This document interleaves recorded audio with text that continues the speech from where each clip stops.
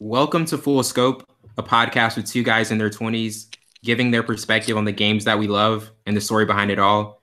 I'm your host, Wellington Burns, along with my counterpart, Savon Morris. How's it going? Going pretty good, man. That's good. Well, today we are joined by a special guest, Coach Jeremy Ruffin, the coach of the Escambia Varsity boys basketball team. Thank you so much for being gracious enough to be on today. Hey, I really appreciate you guys allowing me to come on to your podcast. I'm excited. Thank you. Well, before we get into the topics, I was kind of interested to get your take on kind of how the game has changed. You know, it's more pace and space, and especially with the AAU generation and the score first mentality and all of those things. And I wonder, like, how, as a coach, you know, you probably see the fruits of that in terms of maybe guys being focused in the score first mode and all of those the perimeter shooting and all of those aspects. But how have you seen the game change, like, since when you were playing high school to now as a coach? Well, that's a loaded question. I'm sorry. I'll see if I can answer the AAU question. Okay. And I'll get into I'll go into the space game. AAU ball has changed basketball tremendously. You know, growing up, of course, I played with your brother Wellington, but growing up, AAU ball, you know, I'm 29, so 10, 12 years ago, wasn't quite as big as it is now. Right. Every kid is playing travel ball, which is great if you're getting better, if you're in the right tournament. So more kids are learning how to dribble, which is good. You should learn how to dribble at a younger age. However, I believe AAU has really taunted our game with the recruiting and it being more about scoring and not really fundamentally better. Space game. The space game talking a couple weeks ago. I don't know if you guys remember the center that was at Duke a few years ago. His name just left me. Jahlil Okafor? Okafor. Yeah. How is it Okafor is a first-team All-American in college, and now he doesn't have a professional job? Yeah. Well, you've got now where he can't dribble the basketball. He's a back-to-the-basket player. Those guys are dinosaurs. They don't exist anymore. So is it good for our game? Well, everything turns over, so I think it's okay. But you know, if you're a big guy nowadays, if you can't dribble, you're kind of hurting. I think Lamar Odom kind of started this whole space four type player. Yeah. And it's pretty neat. It's interesting, but you know, if that's just not your game, then you know you can't adapt your game to the game. You just got to play what you play. So I know that was it might not have been what you guys were looking for, but it was. Try to answer those questions. Yeah, and Savon, you've talked about it, like Joel Embiid. He's the type of big that not only is a great post player, but also a perimeter scorer. Do you see the same aspect of traditional bigs going away? Because like Dwight Howard, a couple years ago, several years ago, great player, led the Magic to the finals. Now kind of becoming extinct. His brand of play. Like, do you see the same aspects? I wouldn't say that Dwight Howard is extinct. I think not extinct. Yeah. Just the traditional bigs. He's refurbished his game to where he can put the ball on the ground and create space a little bit. Not big space like you see with Joel Embiid and those type of guys, but he can't do so. But to answer your question, yes, we talk about this all the time, that the game is transitioning into space, shooting three-pointers, big guys, not in the paint as much as Shaquille O'Neal or Lottie Divac, whatever. What are those guys back in the day that, you know, made their points in the paint?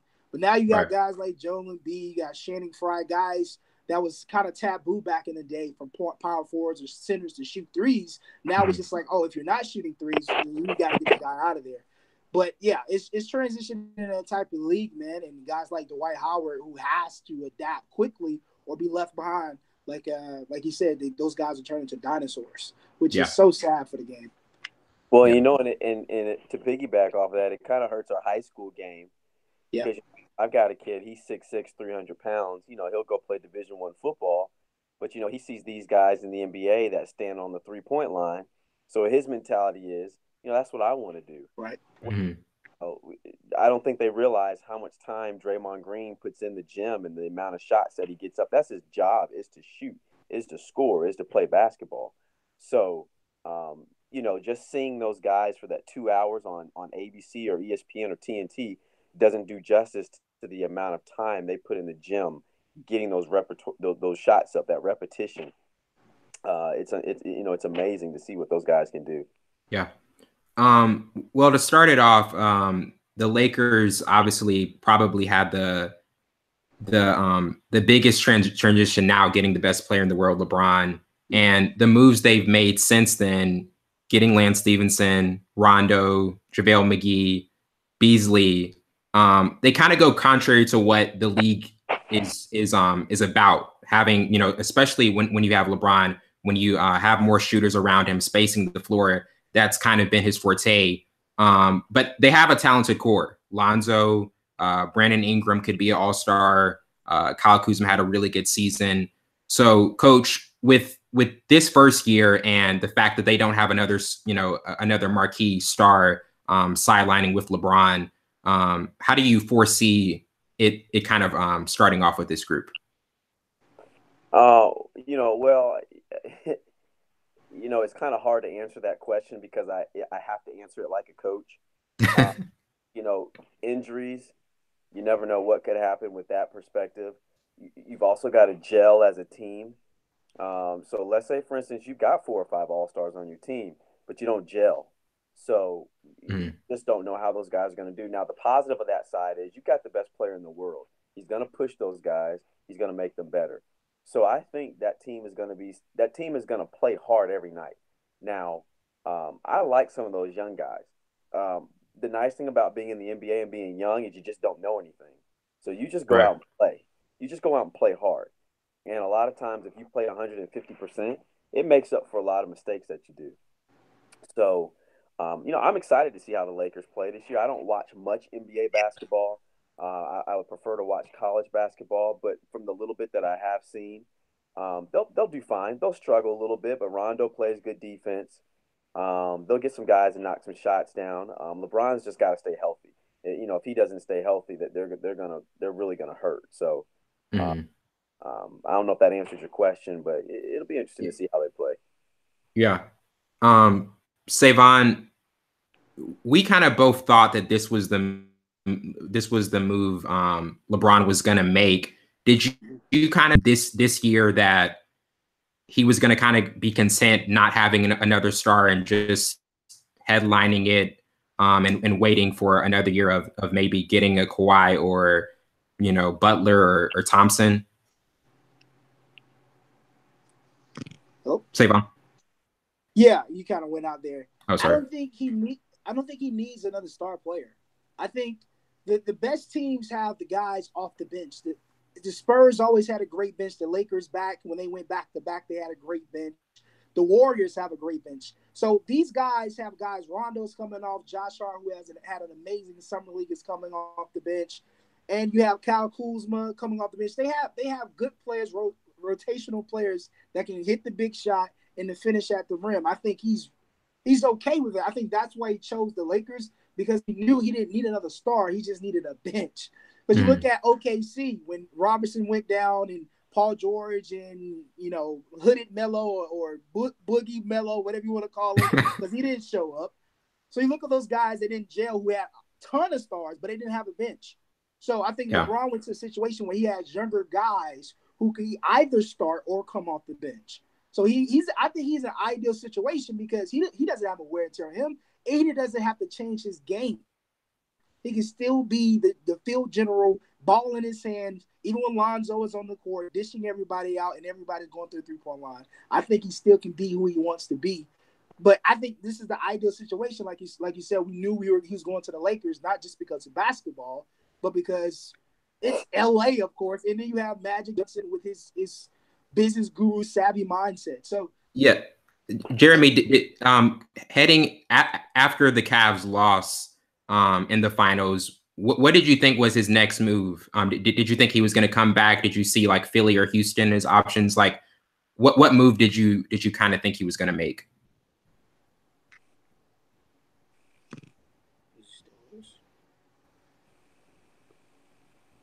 Is that question for me? Oh yeah, yeah. Okay. Personally, with LeBron, I didn't think he was going to go to Houston because there's only one basketball. Yeah. So I didn't think that was going to work. I think he liked the idea of playing with Chris Paul and James Harden, but at the end of the day, LeBron wanted to make a decision that was going to help him financially off the court, and I think LA was the best position. Now, and also, I don't know if you guys heard his interview the other day. I know he heavily was favoring Philadelphia, but they already had a few superstars. I think he really wanted to get in and solidify himself as being one of the best players to take a team that probably didn't have the talent on paper and really try to take them to that next level. I give him a lot of credit for that. Going to a place that's not the easiest to go into. Anything easy coming can easily be gone. So, I think it'll be interesting for him to see how he can push that team to make them better. I mean, with Philly, they have two foundational pieces, but I still feel like with them, they're like one star away from legitimately being a championship contender. Savon, you've been really high on Philly. Do you still think they're one like superstar away from actually taking that next leap? No, I think they're Simmons need to create his own shot and be able to finish. He can finish at the rim. He can facilitate. We know that, but he lacked the ability to create his own shot and to be consistent doing it. I think if Ben Simmons like grasp that that ability of his game, then it'll be fine. You have Joel Embiid, the guy can do pretty much everything. I wasn't high on him at first, but then as the season went on, I looked at him. It's like, okay, he might be that big guy who can change any type of game, but he does slow down the game a little bit for them when they want to run a fast-paced offense, because he's one of those guys who wants to be in the paint as well as shoot the big three. But I think they're fine. They don't need another big guy. They went deep into the playoffs without another star guy. They just have to finish what they have. I think that's something that's very underrated that people are not going to talk about is the fact that Marco Bellinelli, I think he left and went back to the Spurs. Yeah. And as Ilya Solva, they lost a couple of shooters.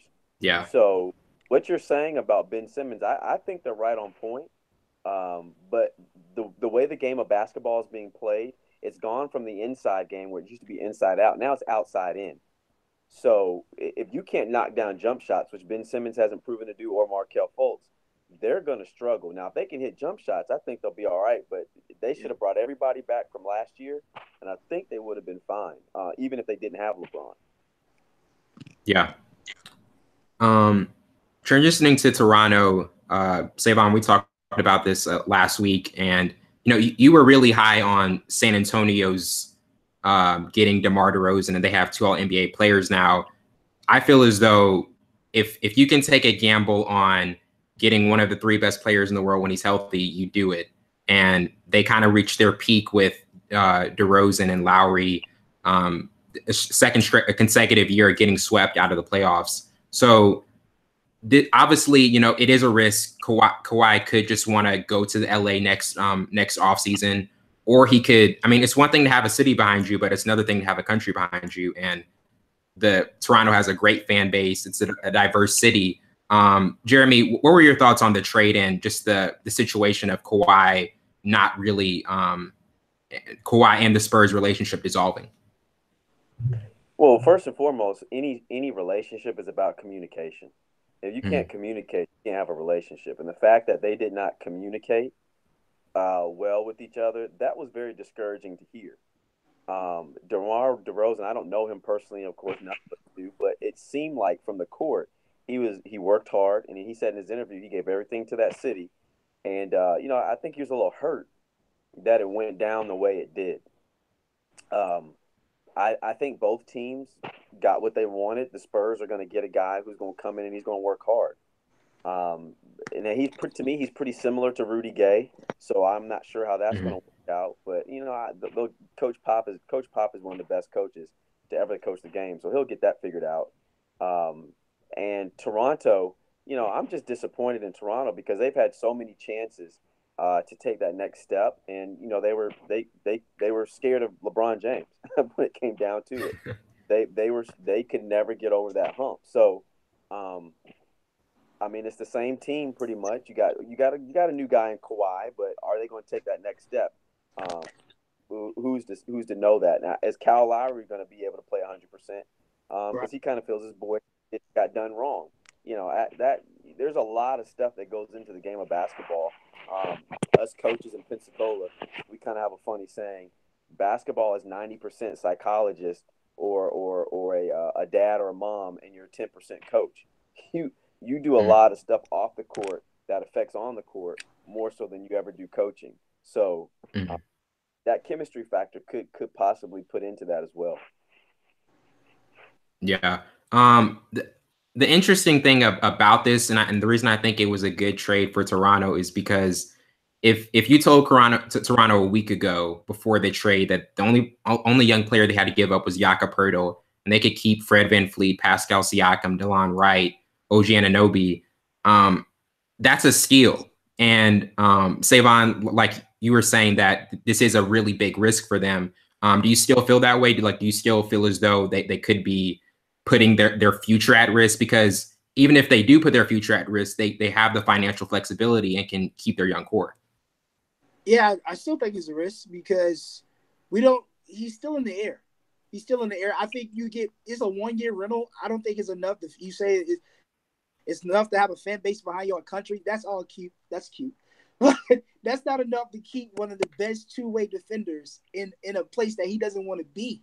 I think it's a 1-year rental. He's going to be forced to play, of course, but you're only going to get him for one year. But you still don't have a bench.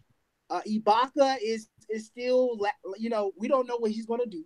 It's like you said, Laurie is going to be up in the air because he felt like one of his best guys got, sent away on some hoopla. So it's like it's like a seesaw, to be honest.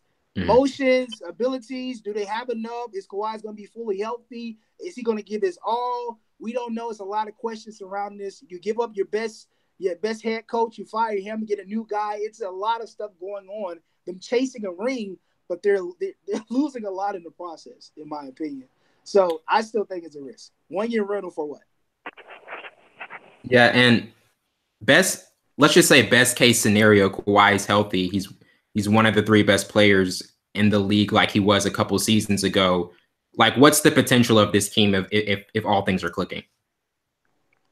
Jeremy. Well, it's kind of difficult to me if I'm a GM or if I'm a guy. It's kind of difficult for me to want to pick up a guy who's already said he wants to play for another team. Kawhi has already said, I want to be in LA. So are you comfortable giving up one of the best players to ever play in the NBA, in DeMar DeRozan, for a guy who you might only get for a year? I don't know. That's tough. I don't know if I would have made that trade. I mean, Danny Green is a great player. He's a great shooter. I just think that was a tough price. And I think you could eventually see Kyle Lowry start to go out the door as well. I don't think things were handled the best way. Yeah. In terms of the East overall, as it is, Boston, Toronto, Philly, kind of in that upper tier. Is there a team, Savon? You've said repeatedly that you think Boston will kind of be the favorites and the superior team. Do you still feel that way? Yes, hands down. Yeah. Not just because they have Kyrie Irving coming back. Wait for it. They re-signed Marcus Smart, the best defender. Wait for it. But you have Jason Tatum, you have Rozier, and you have Jaylen Brown. Yeah. And then they have a bench. Those guys, they have everything you want. The only thing I'd say, and Coach said it the best, is can they get the chemistry and gel together? Yeah. Can they keep everyone happy? Yeah. Can you keep everyone happy? Can you split minutes up? The best way, I think Brad Stevens is up for a job. I continue to say that, but They are the best team in the East right now. Yeah. Jeremy, would you agree? I didn't quite hear that. Which team did you say was the best? Boston. Boston, hands down. Boston is, to me, hands down the best team. I really, really would have loved to have seen Hayward, Boston, Golden State healthy. I'm really looking forward to seeing maybe the next year or two a Boston versus Golden State. Yeah. I think that game would have been closer than people thought. Although Boston didn't beat Cleveland, it's all about matchups in the game of basketball. And I think Boston would have matched up better against Golden State as far as scheme and the way they play. Yeah. Hypothetical, Savon. Let's just say Boston's healthy, Golden State's healthy. Like what's one thing that stands out to you in that series in terms of a matchup? Depth. Yeah. Towards the Boston side, and those guys can shoot with the best of them. If Hayward is completely healthy, he's back completely healthy. He's one of the best 3-point shooters in the league. And you have Kyrie doing his thing, and I think they play good defense, especially Jason Tatum. I think the defensive side is better, is weighing more for Boston than the Warriors. Then you make the devil's advocate saying, "Oh, they got DeMarcus Cousins, sorry." But is he completely healthy? Can he play with those guys? Can he play that type of basketball? And I think the answer is no, because he didn't do it at Kentucky. He was the guy at Kentucky. So it's like him transitioning into an entire new realm for him. But I think there is just those depth in the younger guys, and they can shoot with them and play better defense. Yeah. Transitioning to Houston, this past offseason, they lost some key defensive players in Luke Mute and Trevor Ariza, and they're expected to sign Carmelo once the buyout is cleared with Atlanta. But Savon, you feel as though Houston is still is still okay. Can still be close to the 65 wins they were last season. I kind of feel like they took a major hit. One of the biggest differences with them against Golden State this season was their toughness, their switchability, all of those elements. And when that changes and you have to put somebody in like Carmelo, who is a defensive liability, and there have been major issues there, how is that going to measure up to what the consistency they had defensively last year? And with Luke Mute, having one of the best defensive ratings on that team. So, Jeremy, what do you see with Houston this season, losing 2 key defenders and possibly bringing in Carmelo? Well, it's funny that you guys asked that question, because I was picking a kid up for church last night, and we were actually talking about this. I think Houston made a huge mistake by letting one of your best defensive players in Ariza go. Mal Booty, I guess he's gone as well. Yeah. I heard you say. Now, I do like P.J. Tucker. I think P.J. Tucker is a tough defender. But here's what I see, guys. If you look at the final lineup that Golden State had in the game, because that's what every team in the West, that's what you're going to have to do. If Carmelo does sign with them, Carmelo might have to play the 5 position. Does that make sense? Like, Carmelo can't play the 4, and you play Clint Capella at the 5.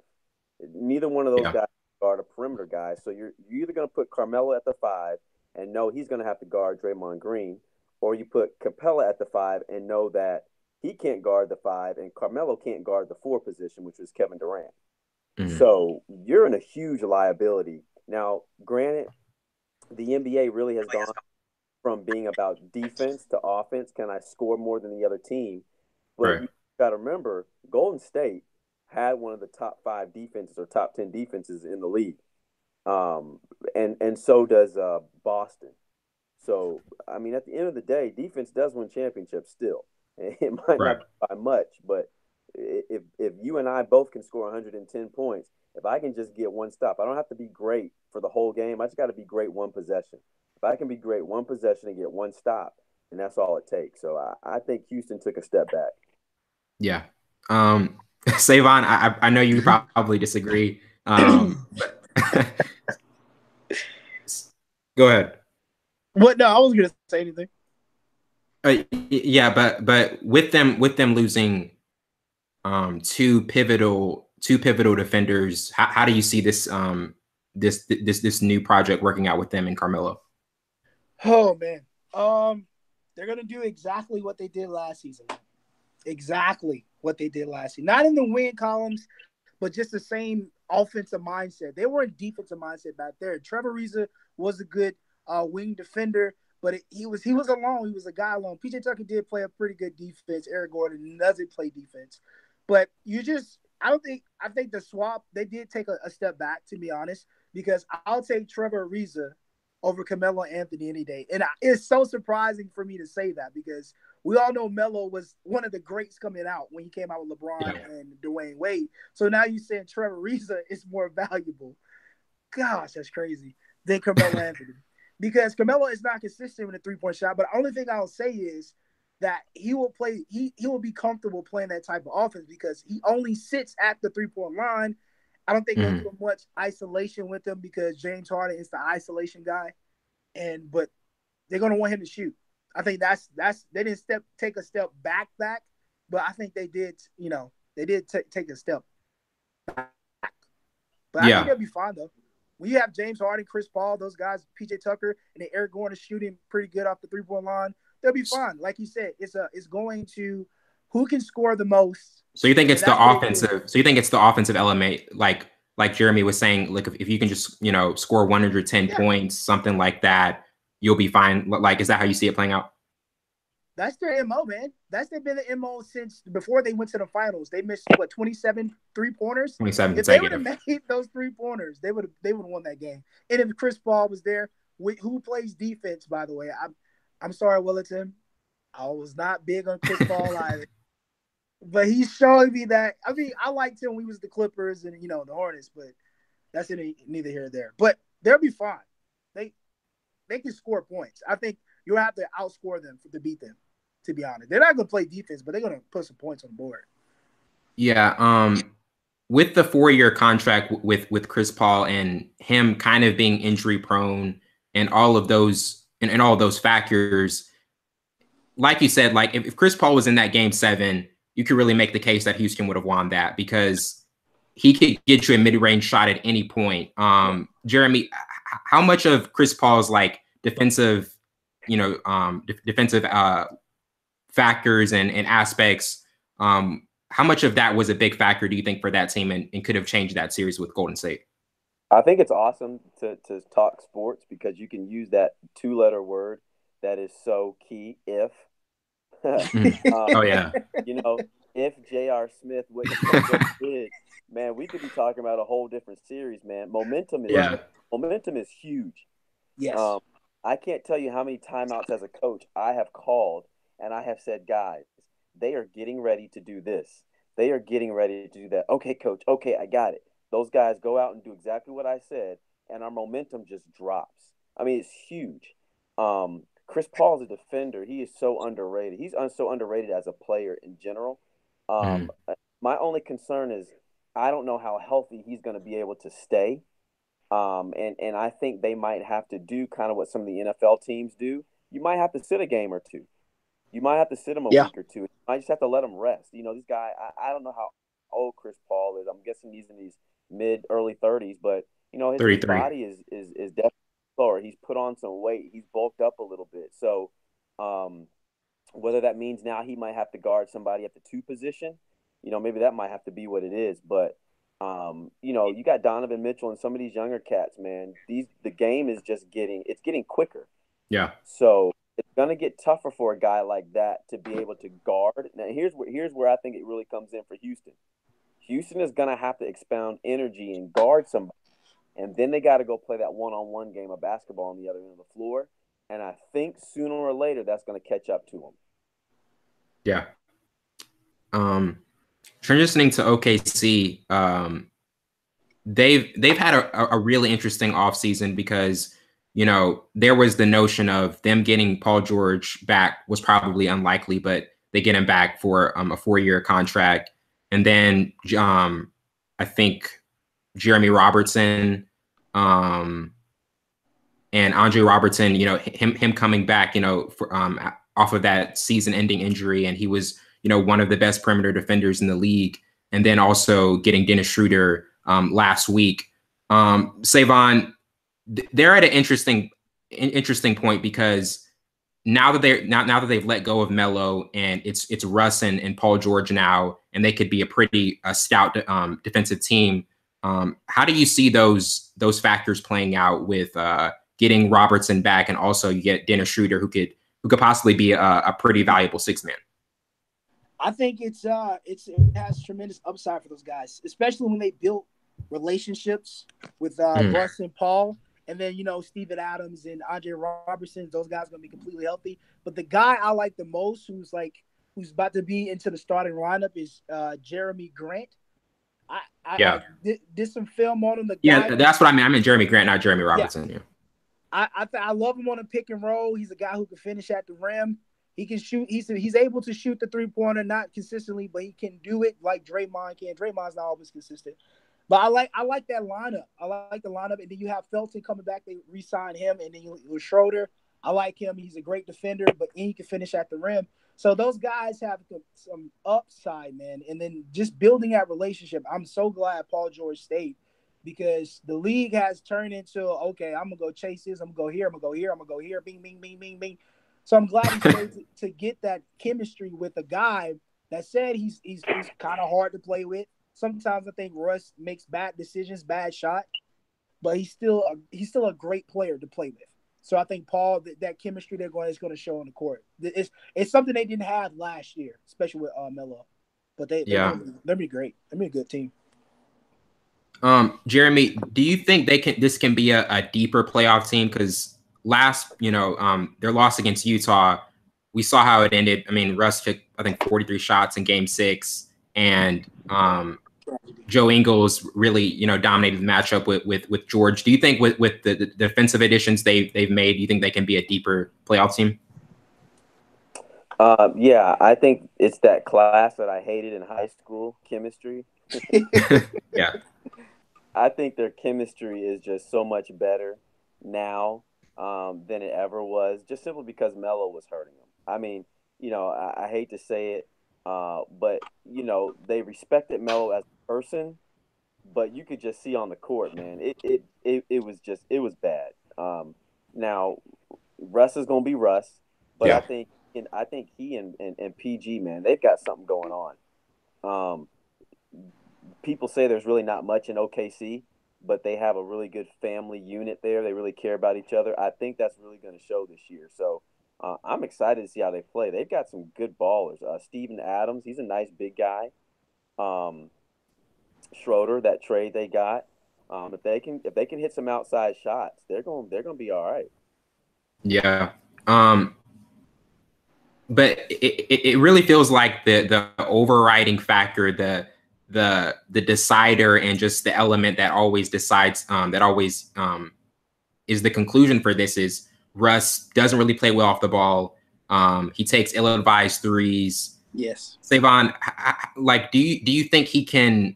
I don't really think he can change as a player in terms of those decisions. Do you think that's something that still is the overriding factor in terms of how their season usually ends? I think so. It's always pros and cons with different players. And Russ is no exception.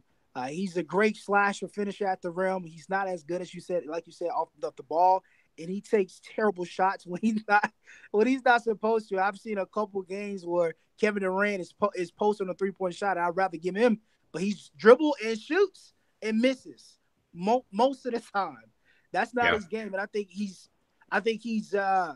content with that type of game because he knows he's a finisher. He's trying to adapt well, but that's not his forte. But that's why you have teammates to fall on, like Paul George. I think he'll be better at the 3-point line this year. His percentage will go up. But that's why, everybody has their faults. You look at LeBron, he has his faults. I'm not going to get into that because we'll go on and on for that. But he does take decisions, makes it. It's kind of, to be honest, man, it really puts them in a bind. Especially when they lost, when Warriors came back from that 3-1 lead. Most of those games, Russ took terrible shots in the last seconds and minutes of the fourth quarter. Could have changed it, but that's not the other. He's still a great basketball player, but he does make bad decisions. I think it's the pros and cons of the game. Yeah. Transitioning to Golden State, I think probably the most surprising move in free agency, or the one that just I think caught a lot of people off guard, was Cousins to Golden State. And I was talking to Mike about it on Tuesday, Savon. I kind of view it as a luxury gamble. Like they can do this because they have that strength of power, and he didn't really get a offer from any other a significant offer from any other team. And he's obviously coming off a career-altering injury with the Achilles injury, and he has been he can be hotheaded at times and a trouble in the locker room. But Jeremy, how do you see this working when he does come back? He'll probably come back around February or before the All-Star break. I think it's like you said, man. It's a win-win for everybody, except for the other teams in the league. DeMarcus Cousins is your Terrell Owens. He's your Des Bryant. Yeah. He's got an awful attitude. I actually watched him play in December in New Orleans, and he's a lot better ball player than you really actually think. He can shoot you in the foot. Now, I'll give it to you, but I think having Draymond Green there he'll check DeMarcus too. But I think DeMarcus, I'm hoping he's gotten a little bit more mature and realized if I want to get a ring, I can't keep doing what I've been doing. Mm-hmm. So I think the injury is going to maybe slow him down a little bit, maybe force him to rely on his other teammates a little bit more. He probably won't be able to get up and down the floor as much. But, man, you talking about if that guy gets halfway, as decent as he was before, that's going to be a really tough team to play against. Yeah. Savon, we were talking about this when we were addressing when it first happened. Their one weakness in the starting lineup was center. Now they have that field. Against Houston, like the perfect thing that can, really neutralize a switch is a big on the block. And now they have that with Capella. How do you view this working out? Now for the Warriors? Yeah. At the expense of the league. I mean, they won't have them the entire season. I mean, they'll have them when it matters the most, of course. But I think they don't need them. It's just like having that extra soda and you already quenched your thirst. Like, oh, I got it, whatever. But I think it'll pan out, but it won't pan out as everyone thinks it's going to, because you look at who's on the court. Draymond is going to be on the court. They're going to start him off slow. They're not going to throw him into the fire just yet. They're going to start him off slow a minute. Maybe. But my biggest concern is, can he gel with those guys? I knew that Kevin Durant was going to be a guy that can pick up the offense well and be able to work with those guys, because I really like Kevin Durant. I don't like the decision, though, but that's another story.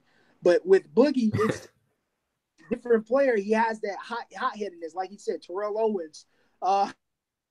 Guys they think they're better than everybody. He's a cool guy in person. He's from Mobile. I've seen him. I got an autograph from him in Mobile. He's a cool guy, but he has that side. And they had conversations with Kevin Durant before, and so I don't know how well they're going to gel together. Team, especially when the guys season. So, yeah, like chemistry in the first part of the season. Now they have to do it all over again. I know you have when it's in the full game. Yeah.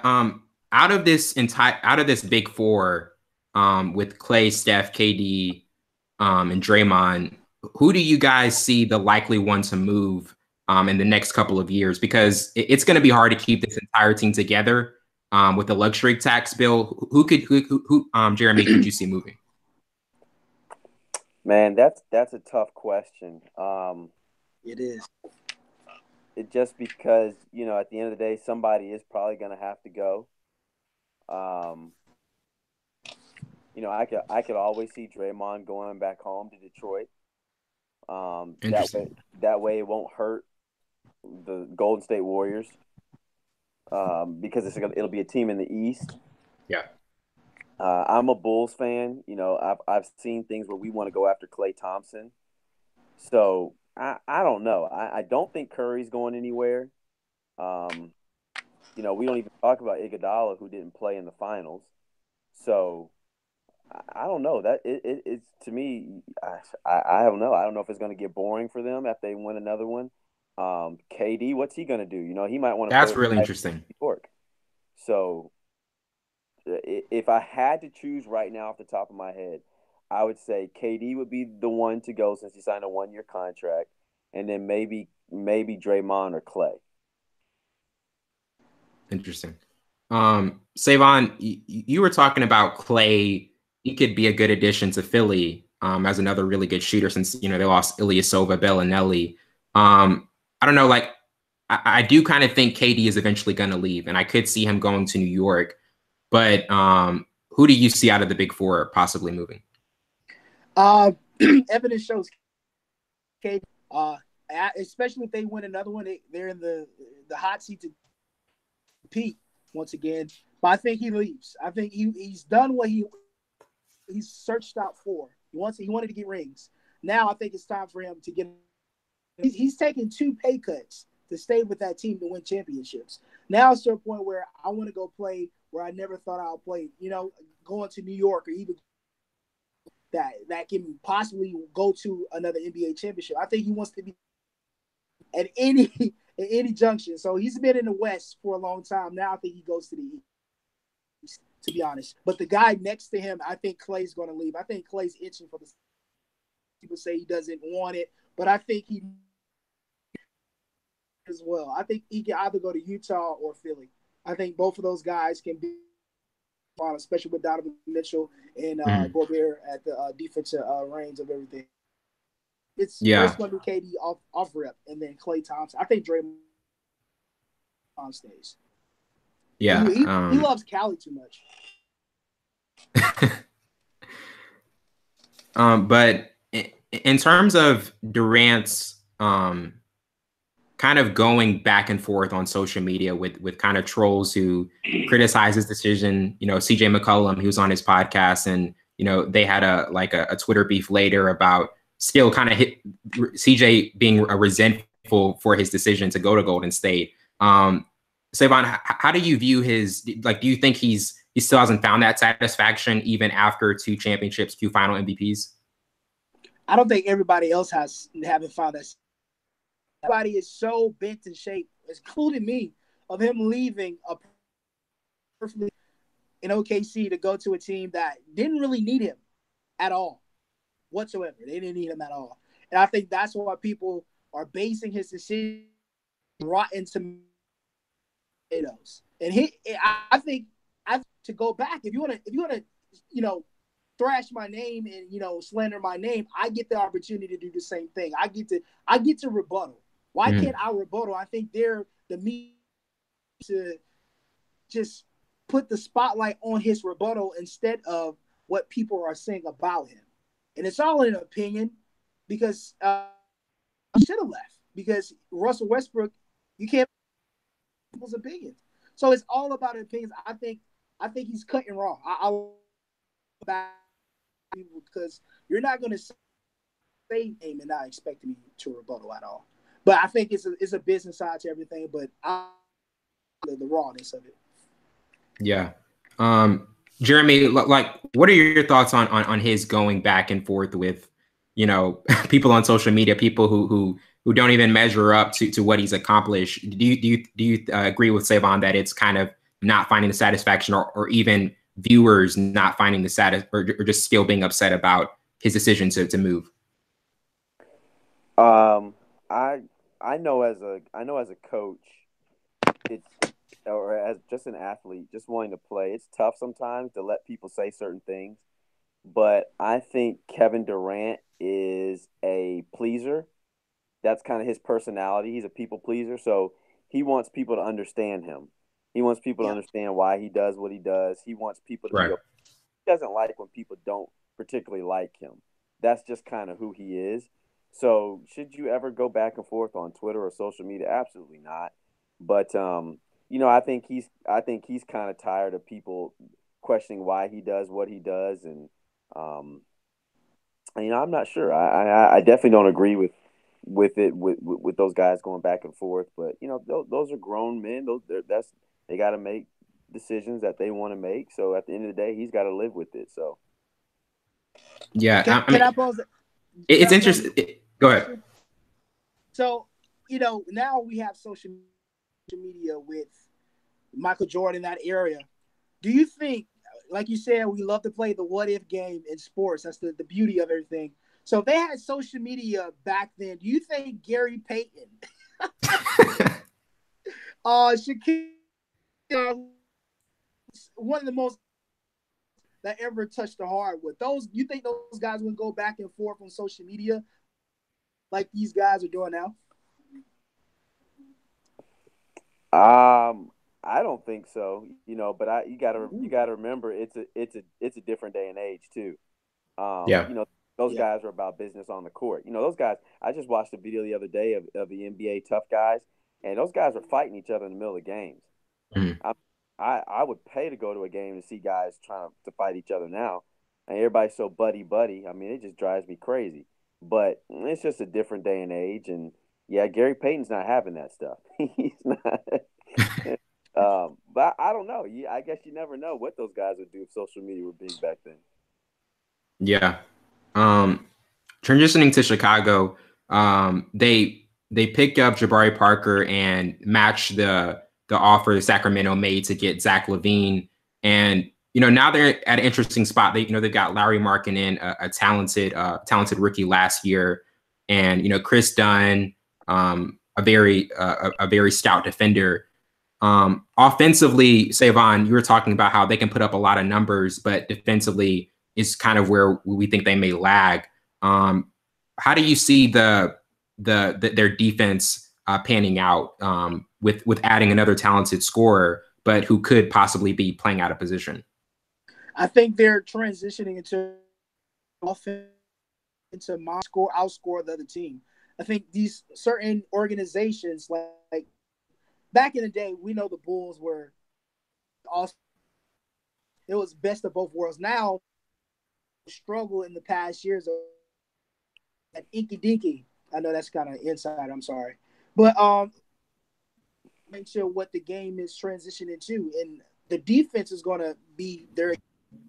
Be honest, and we said that most, but they're young guys who can put up points, led by Zach LaVine, who can finish at the rim better than anybody in the league. Opinion, but the defense is going to be the Achilles heel, man. Add another guy. They got Jabari Parker. I think he's going to be pretty good if he's healthy. Both guys, Zach LaVine and Jabari, months away from the injuries. So defense, yeah. Evan present, but they're going to score big points.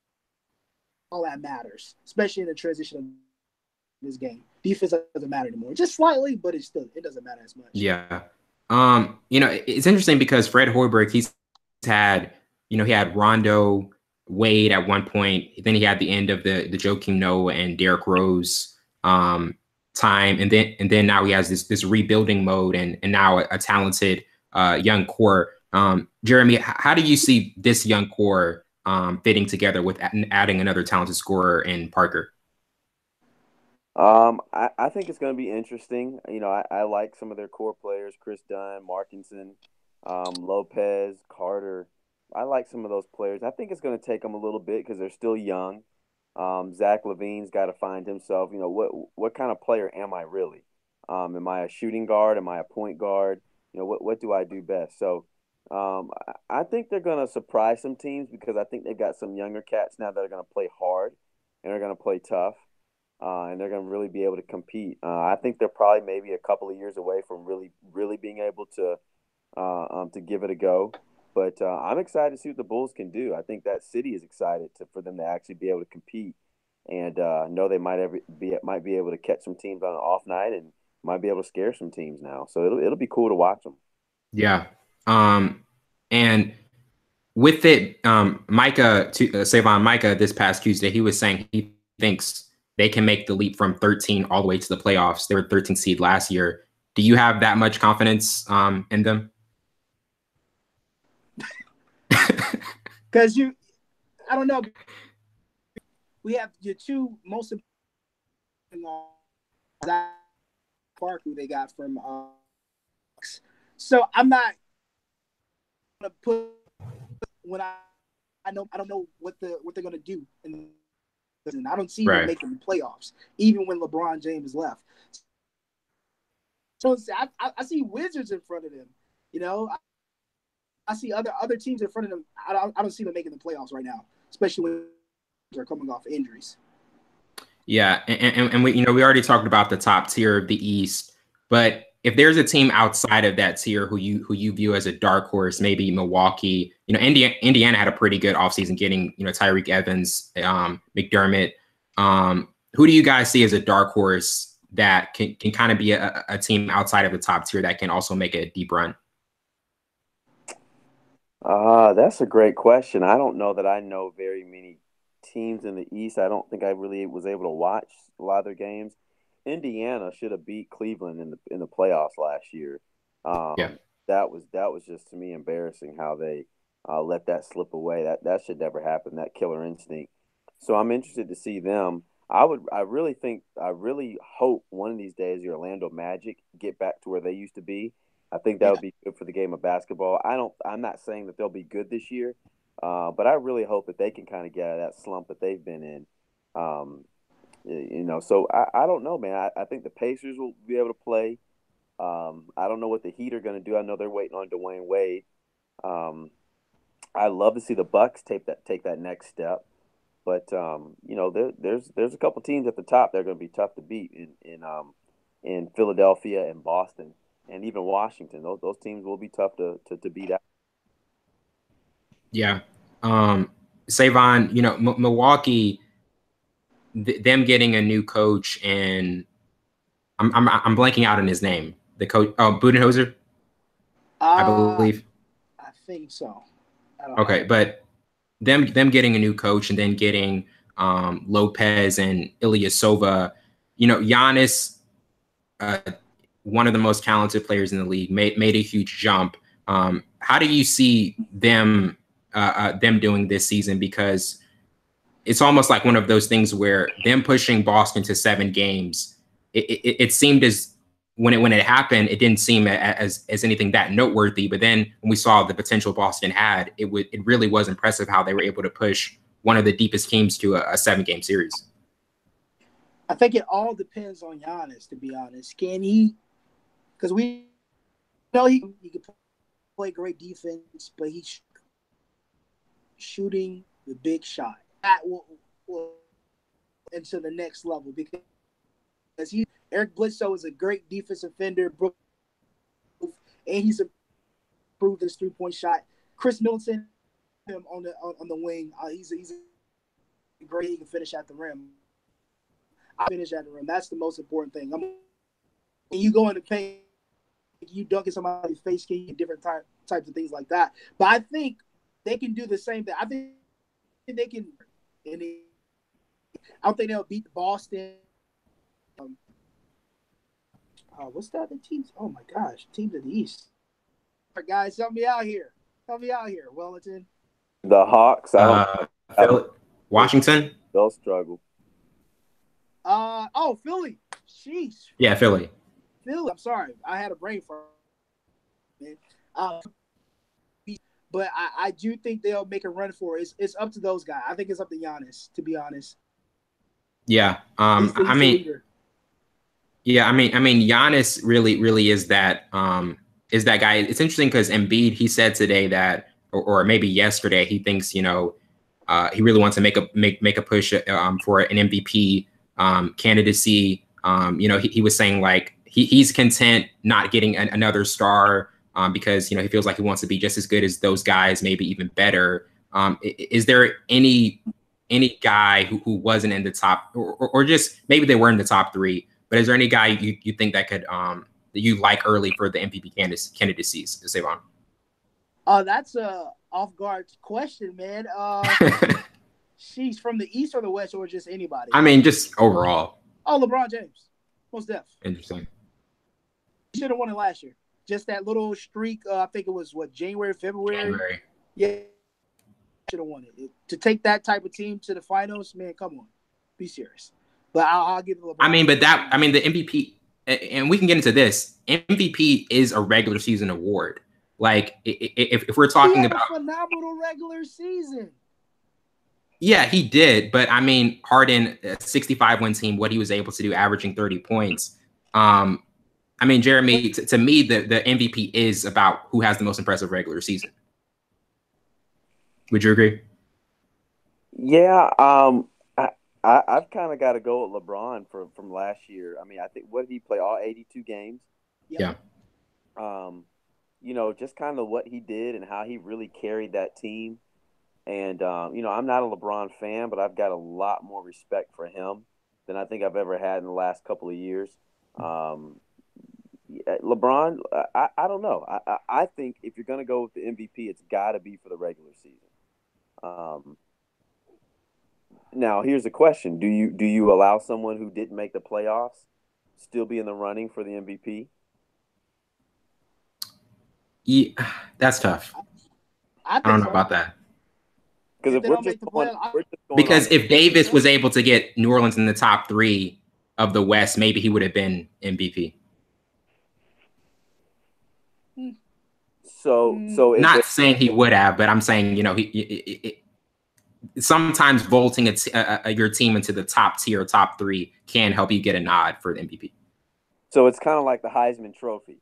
Even if you're one of the best players in the country, pretty much, your team is not good, you're probably not going to get a look. So really, the MVP is really about the team more than the individual player. Because if that's the case, then man, that Giannis kid and Joel Embiid, or even Donovan Mitchell, the strides that they took, and those guys, man, they played tough. Now, could they beat out LeBron? No, but you know, can we look at some guys like that might not be in the limelight like that? I don't know if it's just overall best player, no matter what their team did. Right. You know, it's interesting. Savon, you know, the LeBron MJ debate is always up. Jeremy just said he's not a LeBron fan. So there is the talk that, you know, LeBron's, you know, one of the greatest players ever. You know, MJ's considered the greatest. MJ LeBron debate. I'm assuming, Jeremy, you still take MJ. Yes, because you're comparing 2 different types of players in 2 different positions. To me, that's like, I wouldn't even know that's like trying to compare Steph Curry to Anthony Davis. You know, you've just got 2 different players. LeBron is more of a slash scorer. I kind of want to finesse you. I put him more in a realm with a Clyde Drexler or Dominique Hawkins or a Scottie Pippen. Michael Jordan, the only person you could ever put in the same sentence with him is Kobe Bryant. So you're just it's really tough to compare those 2 guys. To me, it's unfair for LeBron. Yeah. Savon, would you agree? Excuse me. I think it's even worth talking about, to be honest. Like you're really comparing 2 different guys, two different basketball schemes, and the role that both guys have to play. Michael was the scorer. They wanted Michael to be the scorer vertical than anybody in the league back in the day. He had, I think, he had a 42, 43-inch vert. Wanted him to score. He was a good defender. He like LeBron can do, maybe better. I don't know. Different people. I think it's 2 different eras. It's for no reason. It's just talk. It's just ratings, to be honest. Because I don't know. I just think it's nonsense, to be honest. Because you can't compare them. Because I don't think it's no than anybody else. It will never be the great, because every guy has contributed to the game of basketball in a different way. Better than anybody. Because Bill Russell. When you talk about points, Magic Johnson, it's just depending on an opinion, to be honest. Yeah. Well, to close it out, the Lakers, you know, they get the best player in the world. OKC brings back Paul George. The Warriors, they sign Cousins. Jeremy, who do you, in terms of this offseason closing out, what team do you think had the most successful offseason? Can you? I got distracted for a moment. Can you? Oh, sorry. Can you? Sorry, I was trying to adjust the phone. Can you repeat that question one more time? Oh yeah. I was just saying in terms of OKC bringing back Paul George for a 4-year extension, the Lakers getting the best player in the world, the Warriors signing Cousins. What team do you view as having the most successful free agency? Which team has the most successful free agency? I guess we can't answer that question right now. But I mean, what team had the most successful offseason in terms of adding additions? I guess okay. Man, that's a tough question because they all got what they needed. You know, that's really your biggest desire is getting what you need. But man, I think Golden State I would pick Golden State just because they were already at the top, and getting an elite player just puts more separation, whether he can play or not right now. And people forget they got a couple other guys as well. So, you know, it wasn't just Cousins. So you got to have people be able to score off the bench. So, you know, that's huge. So right now I'm going to say, if you're looking for the flashy pick, Golden State. If you're looking for who got the best need, I'd say the Lakers. Right. Savon, who do you think kind of had the most successful offseason? On the basis of you re-sign one of your young guys, Clint Capella, and Chris Paul, and then you go get a wounded duck in Carmelo Anthony to make him believe in your. I think. Wow, you're gonna say Houston. Yeah, I'm gonna say Houston because Clint Capella and been a star. You re-sign him. You re-sign Chris Paul. You're really the same Houston. Excuse my French. And the finals or the playoffs. So you need him. You need another who can substitute. And I think Carmelo can. If Carmelo buys in and understands that he's not old Melo anymore, then they'll be fine. I think they win. Even with the addition of LeBron James, Ray John Rondo, all those guys, whatever. Get out. It has to be Houston. Has to be Houston. Yeah, I mean, that is interesting. I kind of think Houston took a step back, but I mean, LA getting, you know, after 5 years of not being in the postseason and not being relevant, for them to finally be relevant again. And the league is always better when LA is relevant and you know, them being one of the most iconic franchises. Like, I do think that really was a big upside for them. Well, Coach, this has really been an amazing time having you on. Thank you so much for being on. I really appreciate it, guys. You guys are doing an awesome job, and I would love definitely to be able to get on again sometime with you and keep talking sports. I enjoy it. Thank you. Definitely. Well, that wraps it up for today. I'm your host, Wellington Burns, along with my counterpart, Savon Morris. This has been Full Scope. See you later.